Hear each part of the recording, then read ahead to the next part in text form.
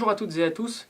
Quelques jours après la fin du plus fort tournoi de tous les temps à Moscou, le Memorial-Tal, nous retrouvons 5 participants, les 4 premiers mondiaux plus Hikaru Nakamura pour le 3e London Chess Classic. Nous avons un format un peu particulier pour cette édition puisque nous avons 10 joueurs. Donc je vous l'ai dit, les 4 premiers mondiaux qui sont Carlsen, Aronian, Anand et Kramnik, suivis de Nakamura l'américain, et 4 joueurs anglais, les meilleurs joueurs anglais, Adams, Short, McShane et Howell. Alors, formule un peu spéciale puisque nous avons un nombre de joueurs impair, ce qui signifie que chaque jour, il y aura un exempt, et cet exempt officiera dans la cabine des commentateurs pour le plus grand bonheur du public. Il y a pour ce tournoi les Sophia Rules, à l'exception que si une position est nulle, c'est-à-dire que par exemple si nous avons une structure de pion complètement bloquée et qu'aucun camp ne peut jouer, bien Malcolm Payne, Julian Hodgson, le grand maître, décideront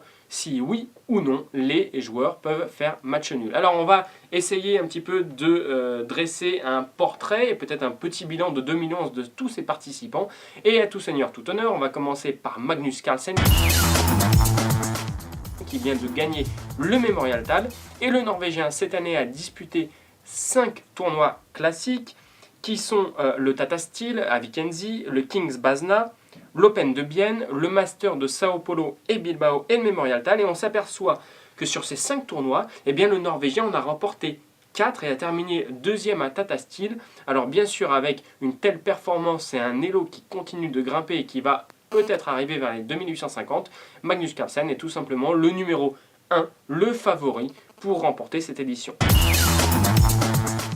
Vishy Anand, le champion du monde, quant à lui, a vécu une mauvaise année puisqu'il a commencé de manière un petit peu moyenne à Tata Steel. Il avait 3 sur 5, puis il s'est un petit peu écroulé. Il a quand même terminé 3e de ce tournoi. Mais comme l'Indien l'a mentionné, il a joué 3 tournois classiques seulement dans cette année 2011. Il a surtout joué des parties rapides avec brio. Il a remporté le Corsica Master. Mais il y a 2 jours, Anand a tweeté sur internet et il a marqué en anglais: je crois que personne n'est satisfait et n'a aimé mes parties. Maintenant je pars pour Londres avec l'intention de jouer des bonnes parties. On va voir ce que va produire l'Indien, mais Vishy Anand a peut-être déjà en tête son championnat du monde en mai 2012. Il a d'ores et déjà décliné l'invitation pour jouer à Vikenzi en janvier. Levon Aronian, quant à lui, le numéro 2 mondial, est en pleine possession de ses moyens et de sa force. Je dirais que c'est le numéro 2 favori pour remporter cette compétition puisque l'Arménien a très bien joué en 2011. La seule déception, c'est peut-être son élimination lors des matchs des candidats. Il a perdu contre Alexander Grischuk, mais il a joué de manière excellente et peut-être qu'Aronian pourrait remporter pour la première fois ce London Chess Classic. On va maintenant s'intéresser à Vladimir Kramnik, qui a fêté il y a quelques mois ses 2800 Elo. Le géant russe a eu un été magnifique puisqu'il a remporté en Allemagne le tournoi de Dortmund et aux Pays-Bas le tournoi Univé. Malheureusement pour Kramnik, il s'est un petit peu écroulé lors de ce Memorial-Tal en terminant à -2, c'est-à-dire en faisant 2 défaites et 7 parties nulles, et le russe va devoir se remettre vite en selle pour essayer de bien figurer dans ce London Chess Classic. On va s'intéresser maintenant à Hikaru Nakamura.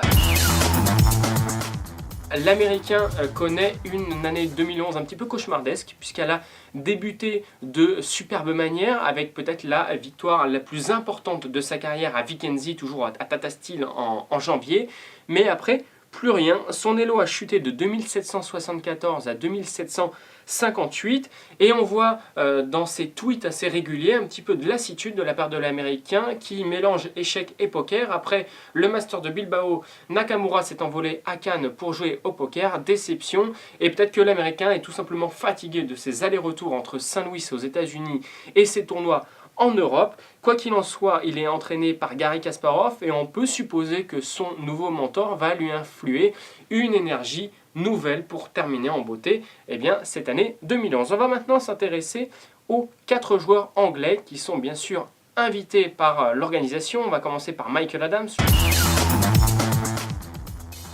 le numéro 1 anglais qui a une constance assez impressionnante puisque Michael Adams gagne quelques points Elo, mais surtout il perd très très rarement. En 2011, il n'a perdu que 4 parties, dont 2 de manière très surprenante contre des joueurs à moins de 2400 Elo, mais contre des joueurs à plus de 2600, eh bien Michael Adams n'a perdu qu'à 2 reprises. Donc Adams, attention, pourrait créer une surprise, et Adams possède une arme redoutable avec les pièces noires contre E4, c'est l'espagnol Gambi Marshall, avec laquelle il ne perd que rarement. Donc Michael Adams à surveiller. Son compatriote et son rival de tous les temps, Nigel Short, également a réalisé une bonne année, puisqu'au mois de juillet 2011, il a remporté ex aequo le championnat d'Angleterre avec Michael Adams. Il ne s'est incliné qu'au départage. Et on a vu Short en bonne forme lors du championnat d'Europe par équipe. Et un petit peu avant, il a même réussi à accrocher Garry Kasparov en partie blitz à Bruxelles. Il l'a remporté 2 fois contre le King, ce qui n'est peut-être pas anodin. Donc attention à Short, même s'il est un petit peu moins régulier que Michael Adams. On va terminer par les 2 jeunes joueurs de ce tournoi, qui sont Luke McShane. Luke